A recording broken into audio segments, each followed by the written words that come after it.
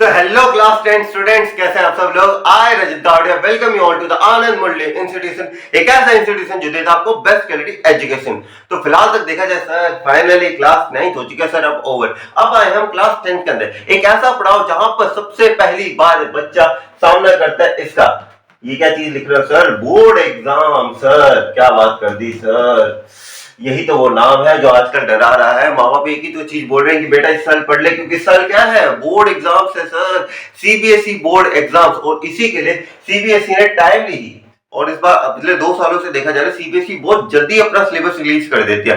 मतलब पहले क्या होता था, सीबीएसई का रिजल्ट सिलेबस जो था वो अप्रोक्सीमेटली प्रीवियस ईयर के रिजल्ट के बाद आता था, यानी कि मई के आसपास आता था। लेकिन सीबीएसई आजकल बहुत तेजी से चल रहा है, और अप्रैल के अंदर ही, हर साल अप्रैल और मार्च के अंदर ही सिलेबस निकाल रहे हैं नए सेशन का। तो बहुत देखा जाए एग्जाम्स के लिए सीबीएसई को कहीं ना कहीं नए नए पैटर्न्स को एग्जामिन करने का बड़ा अच्छा चस्का लगा है। तो यहाँ पे सीबीएसई ने ऑफिशियल नोटिफिकेशन है, जैसा आप देख सकते हैं, आपका कोड और ये ऑफिशियल डेटा है, क्लास 10 का नया सिलेबस, नया एग्जाम पैटर्न। आपको लिए एक और चीज बताता हूँ, सिर्फ नया सिलेबस जानना जरूरी नहीं है। आपने महाभारत देखी है?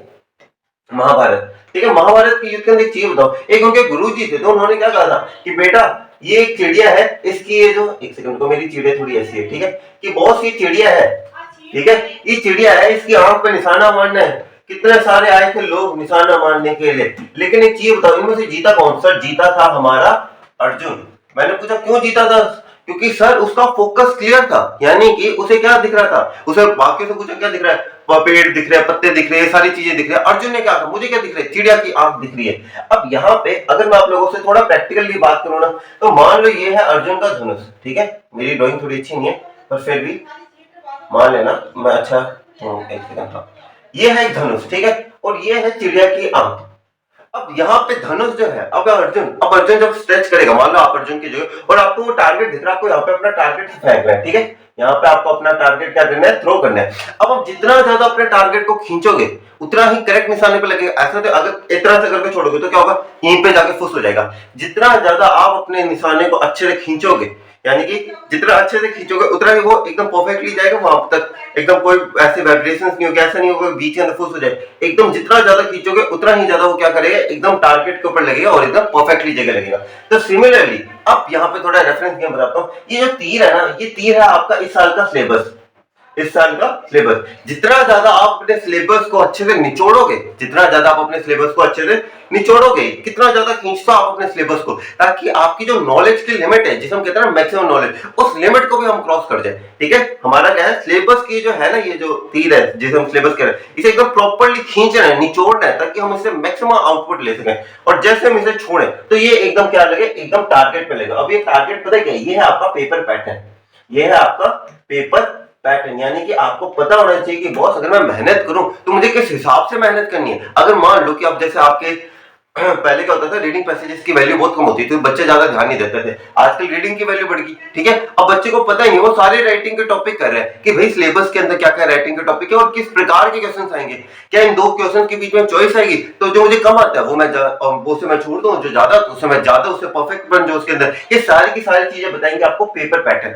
तो अगर आपको भी इस साल सीबीएसई के अंदर 95 प्लस चाहिए ना बॉस, तो आपको दो चीजें करनी है, अपने सिलेबस को अच्छे से निचोड़ना, यानी कि खींचना अच्छे से। दूसरा, ताकि वो क्या कर सके, जो ये गोल है ना आपका पेपर पैटर्न, उसके अंदर एकदम सेंटर के अंदर लग सके, यानी कि 100 आउट ऑफ 100 वाला है ना, उस तरीके से जा सके। ठीक है, आई होप ये मेरा रेफरेंस गेम सबको पसंद आएगा। अगर आया है तो नीचे सब्सक्राइब का बटन है, प्लीज दबा देना, क्योंकि इस साल मैं ऐसे नहीं कर, वैसे स्ट्रेटेजी वाला बंदा हूं मैं। इस साल आप लोगों को क्लास 10 को प्रॉपर इंग्लिश, क्योंकि इस साल आपका 10 नवंबर के अंदर ट्रायल भी हो सकता है ओपन बुक एग्जाम का, तो उसके लिए मैं आप लोगों को प्रॉपरली कहते हैं एकदम डिटेल वे के अंदर proper English line by line explanation मैं कराऊंगा, समरी मैं कराऊंगा। लास्ट के अंदर जब पेपर आ जाएंगे तब उस टाइम पे एनसीईआरटी सॉल्यूशन और प्री वाईक्यूज वो भी मैं ही कराऊंगा, सारी चीजें मैं कराऊंगा, राइटिंग मैं कराऊंगा, रीडिंग मैं कराऊंगा। चिंता की कोई बात नहीं है, इस साल की पूरी इंग्लिश मेरे साथ करने हैं आप लोगों को। और एक और चीज, मैं इसे बिल्कुल फ्री ऑफ कॉस्ट कराऊंगा, एक भी बैच के अंदर कोई पैसा नहीं होगा।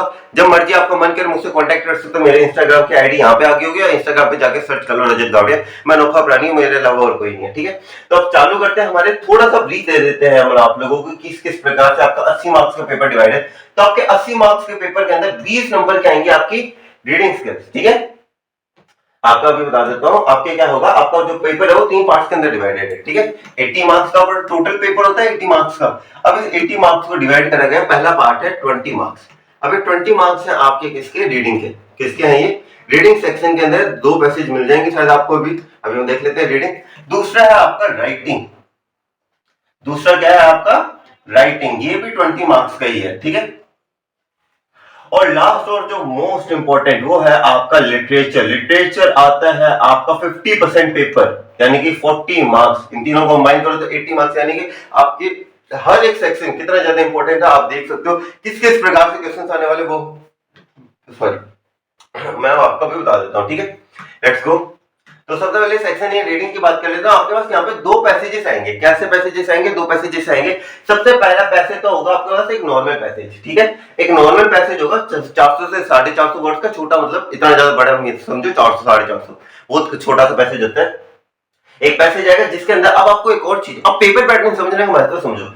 क्या क्वेश्चन आएंगे, एमसीक्यूज आएंगे, ऑब्जेक्टिव टाइप क्वेश्चन आएंगे एंड शॉर्ट टाइप क्वेश्चन भी आएंगे। यानी कि मतलब समझ रहे हो इसका, अगर 30 से 40 वर्ड्स के बारे में बात कर रहे हैं, यानी कि आपके किस किस प्रकार के क्वेश्चन आएंगे रीडिंग की। अगर मैं स्पेसिफिकली बात करूं तो आपकी रीडिंग के अंदर ही, रीडिंग के अंदर जैसे हमने देखा रीडिंग सेक्शन के अंदर आपके 2 पार्ट्स के अंदर डिवाइडेड है। पहले के अंदर तो आपके पास आएगा एक नॉर्मल पैराग्राफ, ठीक है।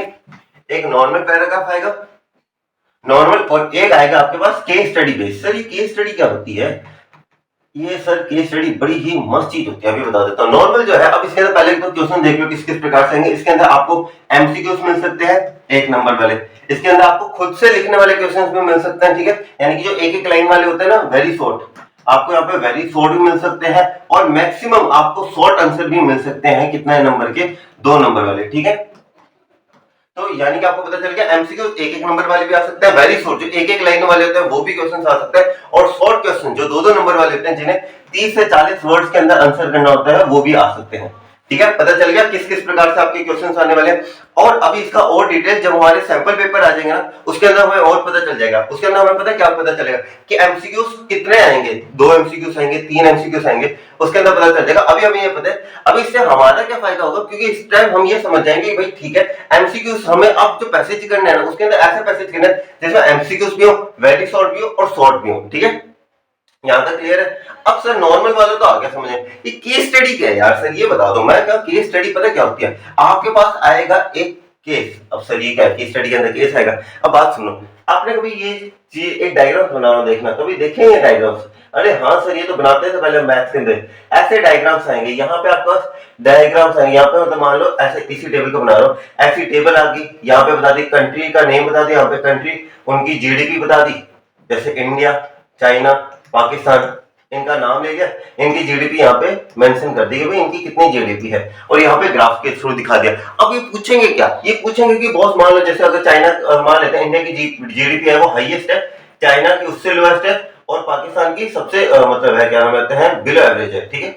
अब ये इस तरीके से एग्जाम्पल ही ले रहा हूँ मैं, इस तरीके से केस स्टडी है वो हमने डिवाइड कर दी। अब यहाँ पे जो कंट्री की जीडीपी, क्वेश्चन पता क्या आएगा, क्वेश्चन आएगा कि बॉस इंडिया, क्वेश्चन आएगा which country is having the highest GDP, which country having highest GDP, तो सर ये तो बता देंगे क्योंकि इंडिया है, and why। अब सर ये भाई कैसे बताएंगे, ये आंसर आपको पैसेजेस के अंदर मिलेगा। यही तो केस स्टडी बेस्ड क्वेश्चन है जहां पे आपको डेटा को एनालाइज करना है, उसके बाद डेटा को एनालाइज करने का ऐसा नहीं आपका सिर्फ डेटा आएगा, लाइंस भी होंगी, और फिर उन डेटा और लाइंस को कंबाइन करके आपको आपके आंसर देने, ठीक है। केस स्टडी बेस्ड क्वेश्चन पता चल गया होता है, नॉर्मल के अंदर सीधा चलेगा। केस स्टडी बेस्ड के अंदर क्या होगा कि हमें 2 ऐसे केसेस दे रखे होंगे जिसके अंदर डायग्राम्स होंगे, पैराग्राफ्स होंगे, और इन दोनों चीजों को कंबाइन करके आपको आपके आंसर्स लिखने हैं। आई होप रीडिंग सेक्शन अभी तक आप लोगों को अच्छे से समझ में आ चुका होगा। आगे बढ़ते हैं, देखिए फिर आ जाता है हमारा राइटिंग सेक्शन और ग्रामर सेक्शन, ठीक है।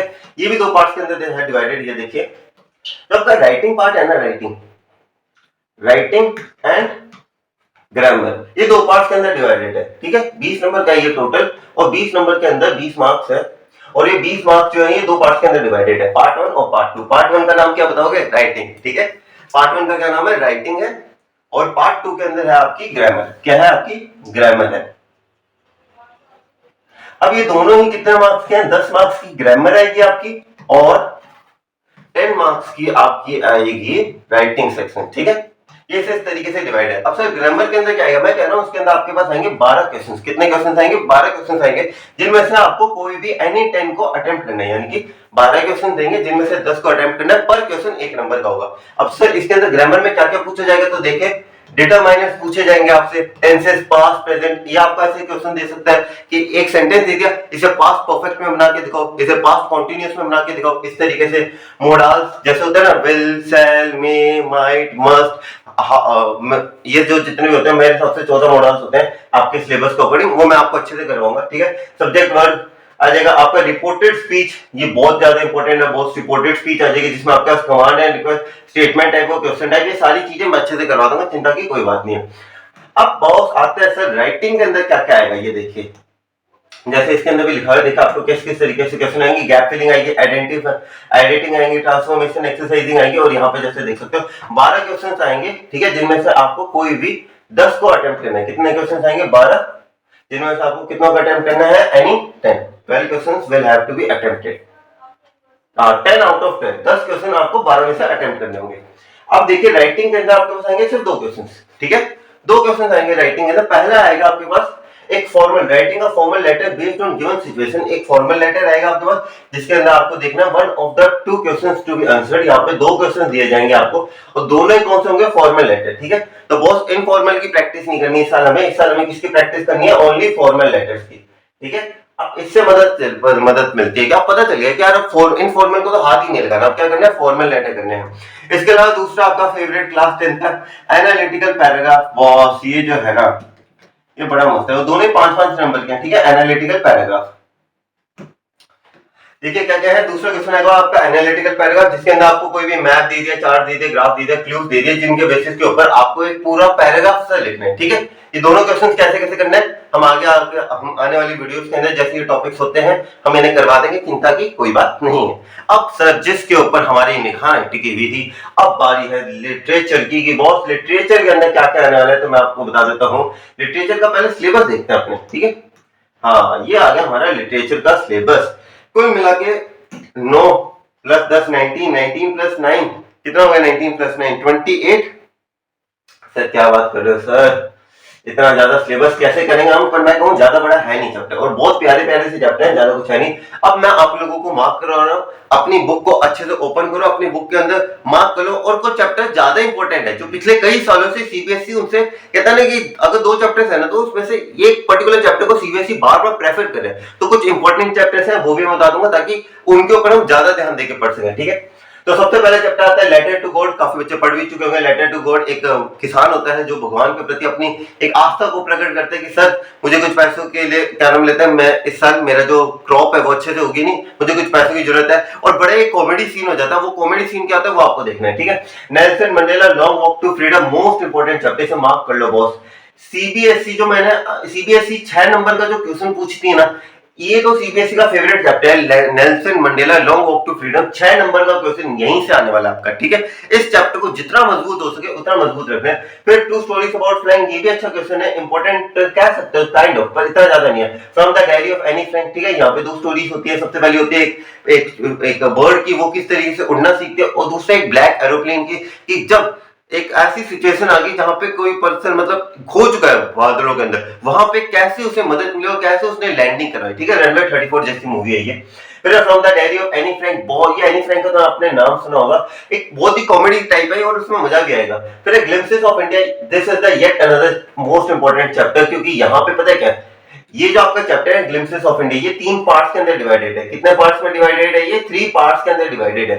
अब इन 3 पार्ट्स के अंदर सर डिवाइडेड है, तो इसका मतलब कि यहाँ पे सीबीएसई पता है कि इन तीनों पार्ट्स को कंबाइन करके इंडिया के बारे में सवाल पूछते हैं।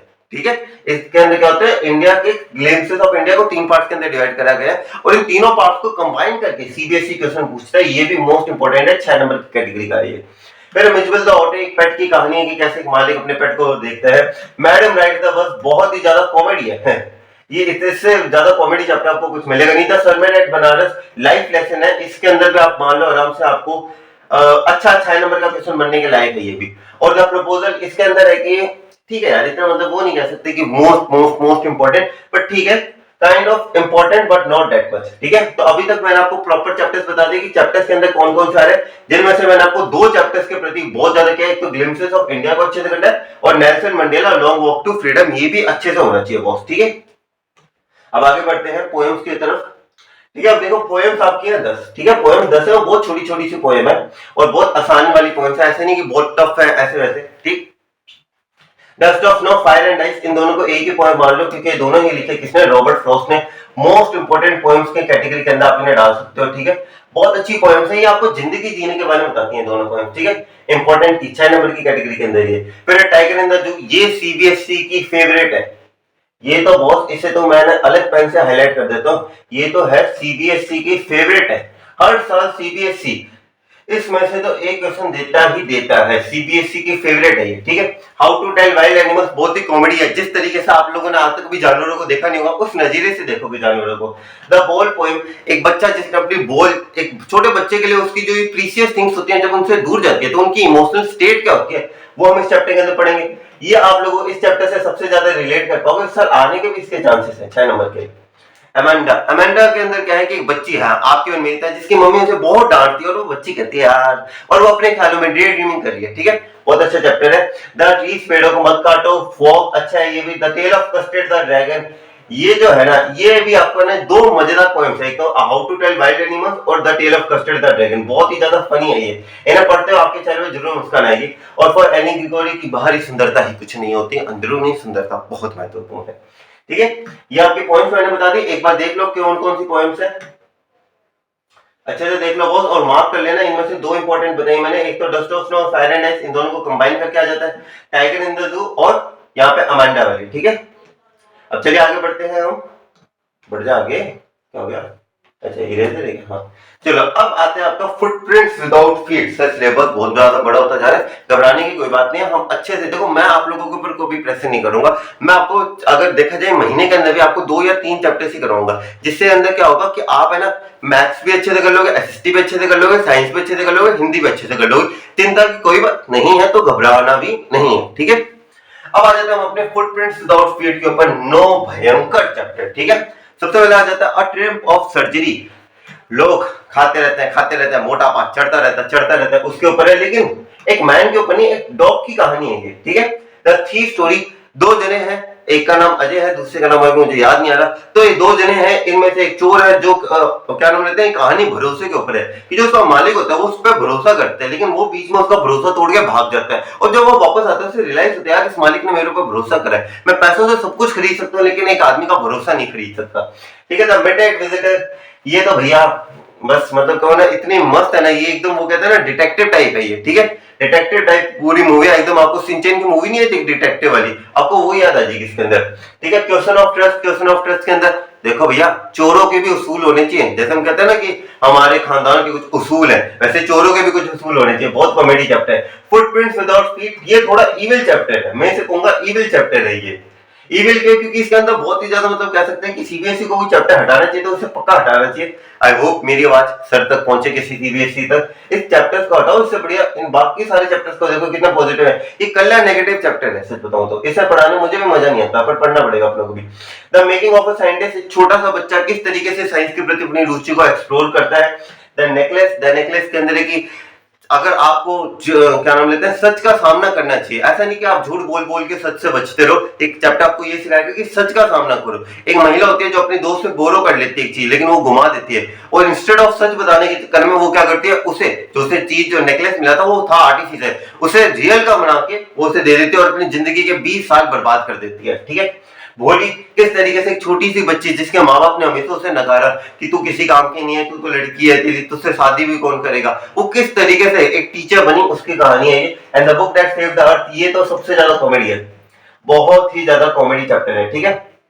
आई होप आप लोगों को समझ में आ चुका होगा क्या क्या आपके चैप्टर्स हैं, ठीक है। न्यू सिलेबस प्रॉपर्ली पता चल गया ना आप लोगों को कि बॉस न्यू सिलेबस क्या है। अब थोड़ा पेपर पैटर्न भी देख ले किस किस तरीके से क्वेश्चन आने वाले हैं, तो देखो आपका क्वेश्चन किस तरीके से आएंगे। अब हम बात करें लिटरेचर की, ठीक है। तो लिटरेचर आपके 40 नंबर का, अब 40 नंबर किस हिसाब से डिवाइडेड है ये बता देता हूँ, ठीक है। सबसे पहले तो है ये एक्सट्रैक्ट्स आएंगे आपके, क्या आएंगे, एक्सट्रैक्ट्स आएंगे, 2 एक्सट्रैक्ट्स आएंगे, कितने के 5-5 नंबर के, ठीक है। टोटल एक्सट्रैक्ट की वैल्यू कितनी होगी 10 नंबर, ठीक है। एक तो आ जाएगा आपकी ये जो चैप्टर्स है और जो पोएम्स है उनमें से आ जाएगा, ठीक है, चैप्टर्स प्लस पोएम्स में, ठीक है। और दूसरा आएगा आपका फुटप्रिंट्स विदाउट फीट वाली बुक है ना, फुटप्रिंट्स विदाउट फीट वाली, ठीक है, फुटप्रिंट्स वाली बुक में से उसमें से आएगा, ठीक है। दो पैसेजेस आएंगे, एक 5 नंबर का यहाँ से, एक 5 नंबर का यहाँ से। एक सेकंड रुको, अरे एक सेकंड, रुको, एक सेकंड, हाँ ये थोड़ा सा अलग हो गया। हाँ, एक 5 नंबर का आएगा आपका चैप्टर्स में से आएगा और एक 5 नंबर का आपका पोएम्स में से आएगा, ठीक है। वो थोड़ा सा कंफ्यूज हो गया था। 5 नंबर का एक चैप्टर्स में से आएगा, 5 नंबर का एक पोएम्स में से आएगा, ठीक है। एक्सट्रैक्ट आ जाएंगे आपके, जैसे देख सकते हो, एक एक्सट्रैक्ट आएगा आपका ड्रामा और प्रोज में से, यानी कि चैप्टर्स में से, एक एक्सट्रैक्ट आएगा आपका पोएट्री में से। अब आ जाते हैं आपके क्वेश्चन आंसर आएंगे 30 नंबर के, ठीक है। अब 30 नंबर में मेरा फेवरेट पार्ट बताता हूँ ये, ठीक है। मेरा फेवरेट पार्ट कौन सा है, ये 1011। फिर इसका जो तीसरा पार्ट है, सर दूसरा तो बताओ, दूसरा मैं भी बता देता हूँ। इसका जो तीसरा पार्ट है वो है लॉन्ग क्वेश्चन आंसर्स, ठीक है, लॉन्ग आंसर्स। इसके अंदर भी 2 आएंगे, ठीक है, एक 6 नंबर का, 6 नंबर का। टोटल इसकी कितनी वेटेज होगी, 12 नंबर की होगी। ये आएगा आपकी फर्स्ट बुक से, ठीक है, जिसके अंदर चैप्टर्स प्लस पोएम है। और ये आएगा आपका फुटप्रिंट्स विदाउट फीट वाली बुक से, विदाउट फीट, ठीक है। ये वो थोड़ा कंफ्यूज हो गया था इन दोनों के बीच में। एक्सट्रैक्ट यहाँ पे क्या आएगा, चैप्टर और पोएम के अंदर 5-5 नंबर के आएंगे, यहाँ पे 12 नंबर का आएगा, एक आपकी पहली बुक में से और दूसरा आपकी दूसरी बुक में से, ठीक है। तो कितने नंबर हो गए सर, 10 प्लस 12 यानी कि 22 हो गए। बचे कितने, 18 नंबर। तो 18 नंबर के आएंगे आपके शॉर्ट क्वेश्चन आंसर। अब सर वो किस तरीके से आएंगे, आपके जो 18 मार्क्स है ना, जिसके अंदर आपके 3-3 नंबर के क्वेश्चन आंसर आएंगे, अब वो किस तरीके से डिवाइडेड है वो बता देता हूँ। सबसे पहले तो आपके पास आएंगे 5 क्वेश्चंस, जिनमें से आपको अटेम्प्ट करने हैं एनी 4। 5 क्वेश्चंस आएंगे जिनमें से अटेम्प्ट करने हैं एनी 4। और दूसरी तरफ दूसरे पर आएंगे आपके 3 क्वेश्चन जिनमें से अटेम्प्ट करने हैं एनी 2। पर क्वेश्चन की वेटेज कितनी है, 3 मार्क्स। एक क्वेश्चन की कितने वेटेज है, 3 मार्क्स। अब सर इससे आपको एक बेनिफिट मिलता है पेपर पैटर्न जानने से। आपको ना 1 नंबर की, जब चैप्टर्स करो ना 1 नंबर की तैयारी करनी है, ना आपको 2 नंबर की तैयारी करनी है, आपको किसकी तैयारी करनी है, 3-3 नंबर के आंसर की, ठीक है। तो अब जो भी बच्चा जितने भी तैयारी करनी है आपको किस हिसाब से करनी है कि मुझे क्या दिमाग में रखा है भाई, 3 नंबर का क्वेश्चन आने वाला है, ठीक है। ये मोस्ट इंपोर्टेंट है, कितने नंबर का क्वेश्चन आने वाला है, 3 नंबर का। तो 2 नंबर की तैयारी क्यों करो, ठीक है। स्मार्ट वर्क करो boss, hard work plus smart work equals to great work, ठीक है। अब यहाँ पे देख ले, 5 में से 4 आएंगे, 3 में से 2 आएंगे। वही सेम पैटर्न चल रहा है बॉस यहाँ पे, कि यहाँ पे आपकी फर्स्ट बुक में से आएगा, फर्स्ट बुक जिसके अंदर चैप्टर्स प्लस पोएम है, और ये आएंगे आपकी सेकंड बुक में से, ठीक है। ये कहां से आएंगे, आपकी सेकंड बुक में से आएगा। आई होप आप लोगों को क्लियर हो चुका होगा कि बॉस किस किस तरीके से हमारा पैटर्न चलने वाला है, ठीक है। 10 नंबर के एक्सट्रैक्ट आएंगे, 12 नंबर के लॉन्ग क्वेश्चन आएंगे और 18 नंबर के इस तरीके से शॉर्ट 3-3 नंबर के क्वेश्चन आएंगे, ठीक है। टोटल बन गया आपके 40। आई होप आप लोगों को अच्छे से समझ में आ गया होगा। एक ब्रीफ दे देता हूँ, क्लास 10 का सिलेबस क्लास 10 के सिलेबस के अंदर क्या क्या आएगा। आपका रीडिंग सेक्शन आएगा, 2 पैसेजेस आएंगे इसके अंदर क्या होगा, एक नॉर्मल एक केस स्टडी। फिर आएगा writing section, writing and grammar, इससे 2 पार्ट्स के अंदर है। एक के अंदर राइटिंग के अंदर आपके आएंगे 2 क्वेश्चन, कौन कौन से, एक आएगा आपके पास एनालिटिकल पैराग्राफ, दूसरा आएगा आपके पास ये जो फॉर्मल लेटर। वहीं ग्रामर के अंदर 12 क्वेश्चंस आएंगे, जिनमें से कोई भी 10 अटेम्प्ट करने हैं। Determiners, modals, tenses, reported speech, इन ये सारे पार्ट्स आएंगे। लिटरेचर 40 नंबर का आएगा, 40 नंबर को 3 पार्ट्स में डिवाइड किया है। 10 नंबर के एक्सट्रैक्ट, 2 एक्सट्रैक्ट आएंगे, कहां से आएंगे, एक एक्सट्रैक्ट आएगा आपका ये इससे आपकी चैप्टर से, जितने भी चैप्टर्स है उन सबको, और दूसरा एक्सट्रैक्ट आएगा आपकी पॉइंट्स में से। फिर आ जाएगी आपके पास 12 नंबर के लॉन्ग क्वेश्चन आएंगे, एक आएगा आपका 6 नंबर का फर्स्ट बुक से, दूसरा आएगा आपका सेकंड बुक से, और बचे हुए 18 क्वेश्चन है। 18 में से 18 नंबर के जो क्वेश्चन है वो 2 पार्ट में डिवाइडेड है। फर्स्ट बुक में से 5 क्वेश्चन होंगे जिनमें से कोई 4 अटेम्प्ट करने हैं, और सेकंड बुक में से 3 क्वेश्चन होंगे जिनमें से कोई भी 2 अटेम्प्ट करने हैं। 10 + 12 + 18 = 40। With this I came to end of this video. I hope आप लोगों को अच्छे से पेपर पैटर्न समझ में आ चुका होगा। देखो हेल्प तो मिली आप लोगों को, आपको ये पता चल गया कि बहुत इस साल नोटिस वगैरह ये कुछ नहीं करना अपने को एक तो फॉर्मेट है, एक एनालिटिकल पैराग्राफ ये करने और ग्रामर के ऊपर ध्यान देना, क्योंकि 10 नंबर है बॉस। अगर वो 10 नंबर खो दिए तो बॉस 90 क्लब तो हमारा तो कह रहे भाई अभी से कह रहे टाटा बाय बाय, ठीक है। सारी चीजों को अच्छे से ध्यान देंगे। मुझे पता थोड़ा सा बड़ा सिलेबस है, पर कोई चिंता वाली बात नहीं है। जब तक मैं बैठा हूं तब तक आप लोगों को चिंता, ठीक है। जय हिंद गाइस, और अच्छे से प्लान देखते रहना। 4 तारीख को 4 अप्रैल को प्लान आ रहा है, किस किस तरीके से पर डे क्या क्या सिलेबस रहने वाला है, अच्छे से बताने वाला हूँ, कोई चिंता वाली बात नहीं है। ओके गाइस, जय हिंद। और चैनल पर नए हो तो सब्सक्राइब जरूर कर लेना। जय हिंद गाइस और जय श्री कृष्ण।